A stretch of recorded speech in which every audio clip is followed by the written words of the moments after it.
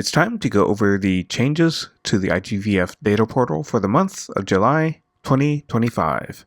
I'm Forrest Tanaka. I'm a software developer for the IGVF data portal. The first release for the month of July is 8.57. So the first one is Restore Display of Sample Properties. So on sample pages, there are a number of properties that we used to display that have disappeared, even though it existed in the data. And so this change was to restore those. And the reason they weren't showing up was for all different reasons. Among them, in one case, I was requesting the wrong kind of object, and how that got past me quite a while ago, I do not know. And in other cases, the data format had changed, and so I had to update the UI to keep up. There's too many to really demonstrate here. I'll just show one, which is on in vitro systems pages and other pages. You might find multiplexed end samples was missing, even though it existed in the data for the sample object. But now I've restored this display. And again, there are several others that weren't showing up, but that now do show up. Okay, the second one, authentication error page handling. So the problem was, and I can't demonstrate this here, is that if you tried to sign in and there was an error, you would see an authentication error page. That's fine. But the problem was, if you then signed in again and it succeeded, you would still see that authentication error page, which was really confusing and made it look like your authentication had failed again, even though it had succeeded. So the change here is that when it finally does succeed and you're looking at the authentication error page, it now goes back to the home page, which makes it clear that your login attempt succeeded. And the last one for this release is error messages for file graph loops. So I'm going to switch away from the production site to a local instance. And so the database I'm using here is just a test database. All the data is fake, and just to help me develop these features. So let's take a look at this analysis set that has a file association graph. So this is correctly formatted, and we have these files derived from other files. And this is a directed acyclic graph, and so you can't have derived from loops, like this file derives from this, which then derives from this, which then derives from this kind of thing, or a file that derives from itself. And so I'll demonstrate that here. Let's bring up this file, which is 0009 SNGL. And let me copy the path here and then edit the object. Here's derived from. This is a good file to derive from, but I'm going to add itself as a file that it derives from, which is not how you're supposed to do things, but it's surprisingly easy to do by accident. Okay, so let's save it, and then I'll reload the page. There we go. And you can see files this file derives from includes the completely valid 0001 KASA, but also the invalid 0009 SNGL, which is itself. Now let's go back to the analysis set, reload the page, and see how it reacted. And now you get this error message, whereas before it was a little hard to predict what it would show, but now we know it'll give you an error message. In this case, error generating graph file, and it tells you the correct file, 0009 SNGL, refers to itself as its parent. So this will help you debug your derived from network to help you get rid of invalid derived from loops with this. Okay, so that is 8.57. Now let's look at release 8.58. The first one is display construct library set file sets. So let's look at construct library sets. Oops. And let's just look at ones with file sets right here. And this is a pretty good one. Okay, so we now show this table on construct library set pages, file sets using this construct library set. And this also has a report link, so you can see 8 items. If we click that, we'll get to a report with the same 8 items. Okay, this is an internal issue. Update and add property displays to object pages. I can't really demonstrate this. There are many properties that we've added to different objects over time that we weren't displaying on the UI, and now we do. And there's, I don't know, probably 20 things that have just built up over time. And the last one for this release is add file set type column to all file set tables. Yeah, so let's look at, oh, that's the wrong one. Let's look at, we can look at construct library sets again. Look for, let's see, input 4 and control 4. And see what we find here. Oh, there's a good one. Okay, file sets using this construct library set. So this is a table of file sets. We've added this column, file set type, which tells you the file set type. So if there are different types of file sets within the table, it's much easier to distinguish them. In this case, they're all the same. Here's another example. Okay, so that's 8.58. Now let's look at 8.59. The first one is fix crash sorting file table on uniform pipeline. This was a bug I introduced on analysis set pages. Let's see, so let's look at files on analysis set pages. Where's a good one? This one should show it. Now that it doesn't have a problem anymore. So on these file tables, there's this uniform pipeline column. So this worked fine, just displaying it, but what happened is if you tried to sort it by clicking on the header, it would just crash the page immediately. So this fix fixed that so that you can actually sort it without crashing. The next one adds summaries to analysis set reference file lists, and we can look at the same page. So these are the reference files for the this analysis set, and we were displaying these, but only the accession that links to the target page, the status, and the download button. But it was hard to tell what each of these was for, and so we now display the summary for that reference file on each one. So you can figure out which one is which much more easily. Let's see. Fix section directory for JSON display. Yeah, so if you hadn't noticed, there's this menu up here to help you jump to the different sections on the page, and you can see there's a number of sections here, but let's say you wanted to just immediately jump down to the measurement set input file sets table, and you're at the top. You can go to this menu and select measurement sets input file sets, and it scrolls down and flashes a little to help you find where this table is on the screen. More helpful on a larger display. The problem was if you, so this is correct, but if you switch to JSON viewing mode, this menu still showed those sections even though those sections didn't exist anymore. And so I fixed this so that it now just shows the top of the page. So if you scroll down, you can choose top of page and it'll scroll to the top. But if you go back to the regular display, the menu shows the different sections again.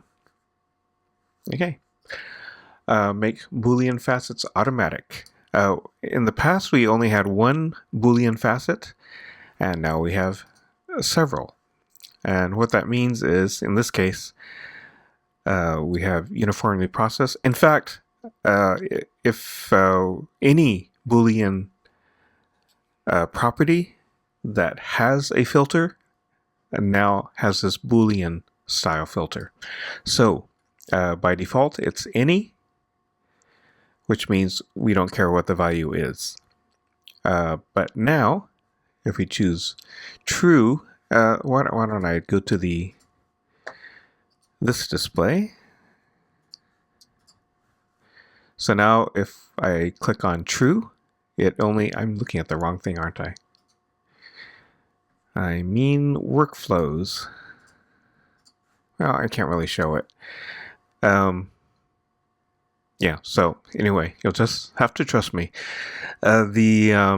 Now this selects only the analysis sets in which the uniformly processed Boolean flag, oh, actually you can see it here, I had forgotten, is set to true, and that's all you'll see here. So there's 48 of them. And now if I choose false, you'll see 352 where it's false, and you can see that badge is missing. And if you select any, that means we don't care what value it has. It might be true, might be false.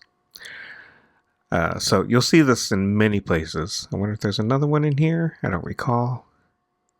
No, it doesn't look like, but you'll see it in many different object type filters. Okay, fixed targeted gene display. Everything happens with analysis set. Let me see. That's something we can look at here. Targeted genes. Yeah, so the problem was, like in this example, we show targeted genes and then this gene object that we're linking to. The problem was for analysis sets that didn't have a target gene, I was still showing a label that said target gene and then no value. So, simple bug. And the last one is reduce Circle CI Cypress errors. This is a development issue, but I'll explain it because it's kind of interesting.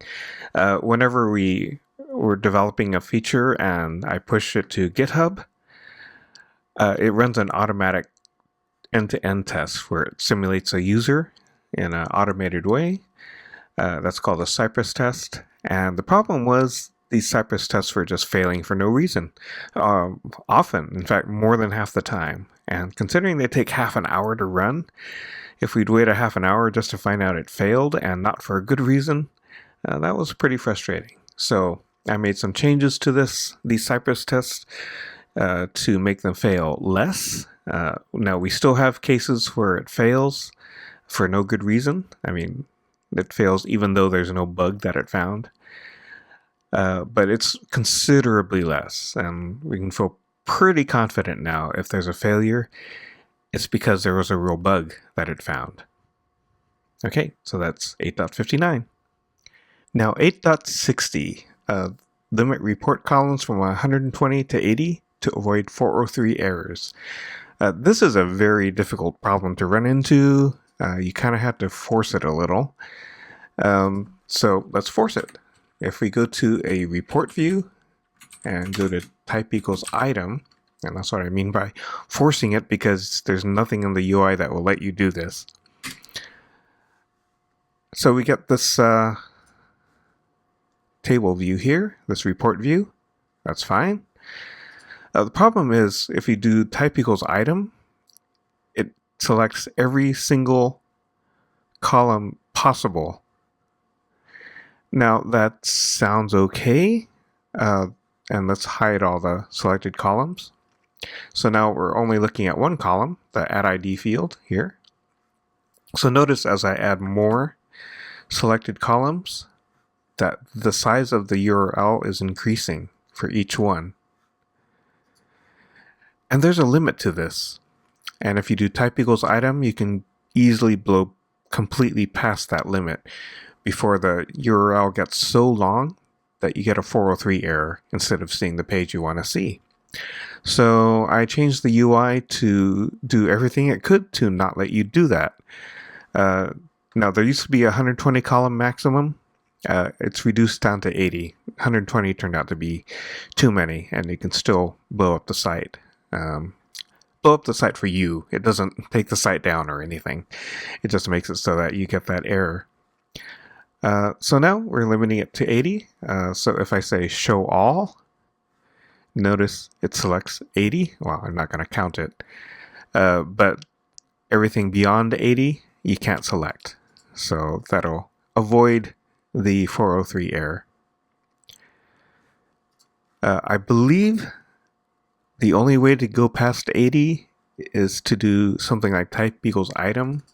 Let's take a look out of curiosity. What about type equals sample? Yeah, that will go past it also. Although, yeah, just barely. It's just 4 beyond. Let's look at measurement set. Yeah, there's plenty left. So you can say select show all rather, and it easily shows every single column available for measurement sets. So you do, at least at this stage, you kind of have to force this problem on yourself, and the UI will do what it can to avoid you accidentally running into that error. Okay, so display file analysis step version from embedded object. Yeah, so let's go to tabular files. Look for something with an analysis step version, which should be most of them. Hold on. Okay. Well, that's kind of obnoxious. I have notification turned off and Apple notification still showed through. Okay, so this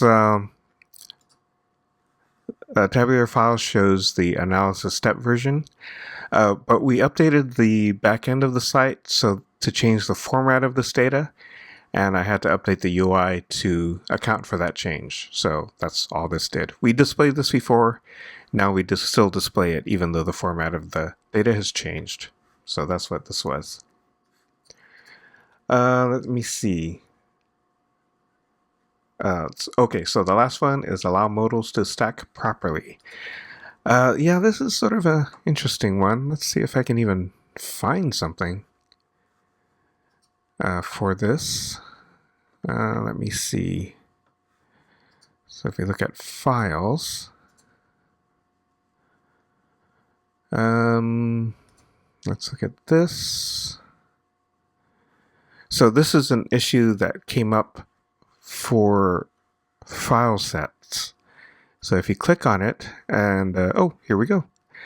If you click on this, notice we bring up this modal dialog.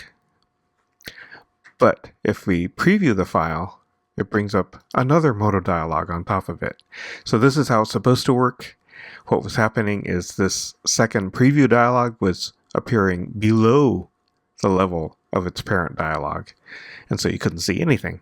But now they stack correctly. Okay, so that's 8.60. Now 8.61, this is the last release of July. The first one is prediction set list view samples. So if we look at prediction sets here at the list view, which is this, we now show samples wherever it's relevant. It's not relevant a lot, but that will help you identify prediction sets in this list view. Okay, display assay and preferred assay titles on file set pages. Let's look at, just look at file sets. Why am I looking down there when I should look up here? So let's find, let's see, assay term names and preferred assay titles. Okay, so you see these properties here. Let's find one with more than one. Here's that. And so we now show the assay term names here and the preferred assay titles here. We weren't showing these at all before.